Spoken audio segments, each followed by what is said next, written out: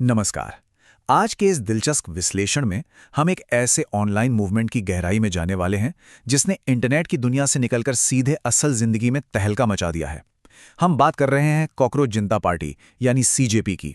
ये एक ऐसा अजीबोगरीब मामला है जो सिर्फ मोबाइल स्क्रीन्स तक सीमित नहीं रहा, बल्कि इसके कारण कुछ बेहद गंभीर और चौंकाने वाली घटनाएं देखने को मिली। तो चलिए, बिना किसी देरी के इसे समझते हैं। जरा सोचिए, महाराष्ट्र के छत्रपति संभाजी नगर में एक आम सा घर है और अचानक उस घर के बाहर 24 घंटे के लिए पुलिस तैनात कर दी जाती है। लेकिन सबसे हैरानी की बात क्या है, जिस लड़के का ये घर है वो वहां रहता ही नहीं। अभिजीत दीपके नाम का ये छात्र अमेरिका के बॉस्टन में पढ़ाई कर रहा है और घर पर सिर्फ उसके माता पिता रहते हैं। तो आखिर ऐसा क्या हुआ कि 7 समंदर पार बैठे एक छात्र के माता पिता को इस तरह दिन रात पुलिस सुरक्षा देनी पड़ गई? खैर, इस पर deputy commissioner of police Pankaj Atulkar का बयान सामने आया। उन्होंने साफ किया कि ये कोई क्रिमिनल केस नहीं है। किसी भी पुलिस स्टेशन में कोई आधिकारिक शिकायत या एफआईआर दर्ज नहीं हुई है।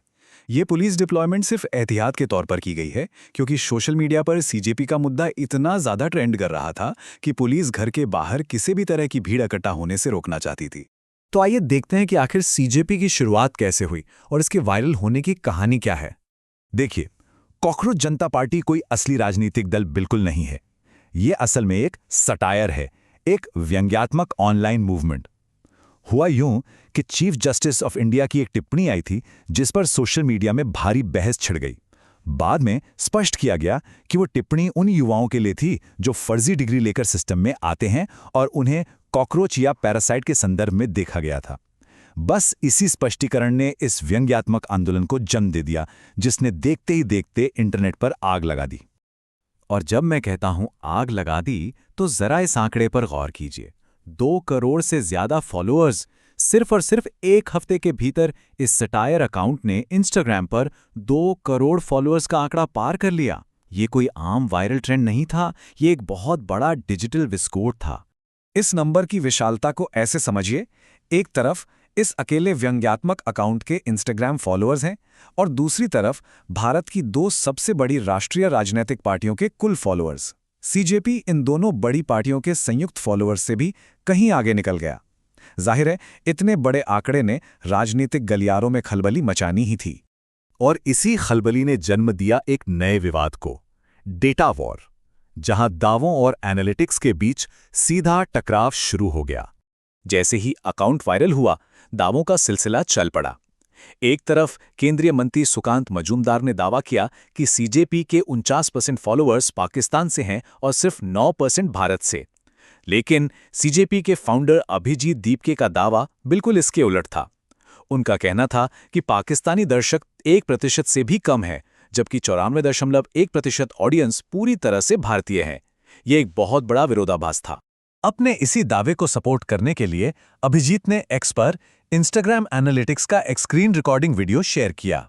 अकाउंट हैक होने से पहले के इस डेटा में साफ दिख रहा था कि 94.1% दर्शक भारत से हैं, 1% अमेरिका से और बाकी यूके, कनाडा और यूएई से। ये डेटा उन तमाम राजनीतिक दावों को सीधी चुनौती दे रहा था। इस बढ़ते विवाद के बीच केंद्रीय मंत्री किरण रिजिजू का बयान भी सामने आया। उन्होंने स्पष्ट रूप से कहा कि भारत के पास अपनी बहुत बड़ी आबादी और ऊर्जावान युवा मौजूद हैं, इसलिए एंटी इंडिया या जॉर्ज सोरोस गैंग से किसी भी तरह का वैलिडेशन लेने की कोई जरूरत नहीं है। इस बयान ने पूरे मामले को एक बेहद गंभीर राष्ट्रीय और राजनीतिक रूप दे दिया। और इसका जवाब अभिजीत दीपके ने भी बहुत मुखर होकर दिया।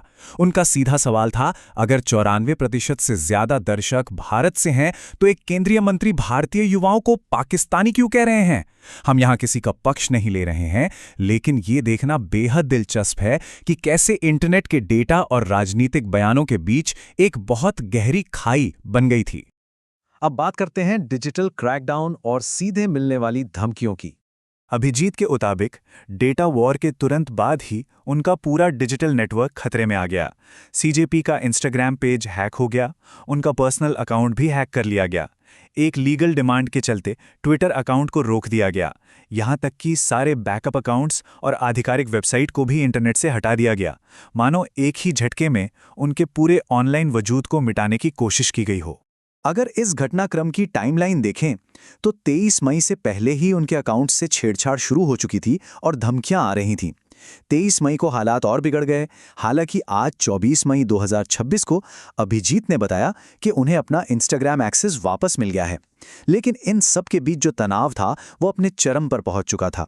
तनाव इसलिए क्योंकि इस पूरे मामले में सबसे खौफनाक मोड़ तब आया जब अभिजीत को एक वीडियो मैसेज भेजा गया। उसमें सीधे सीधे कहा गया, हम तुम्हारे घर के बाहर पहुंच गए हैं। अब ये सिर्फ इंटरनेट की लड़ाई नहीं रह गई थी, ये एक असल जिंदगी की धमकी बन चुकी थी। और ठीक इसी वजह से महाराष्ट्र में उनके माता पिता के घर के बाहर पुलिस सुरक्षा की सख्त जरूरत पड़ी।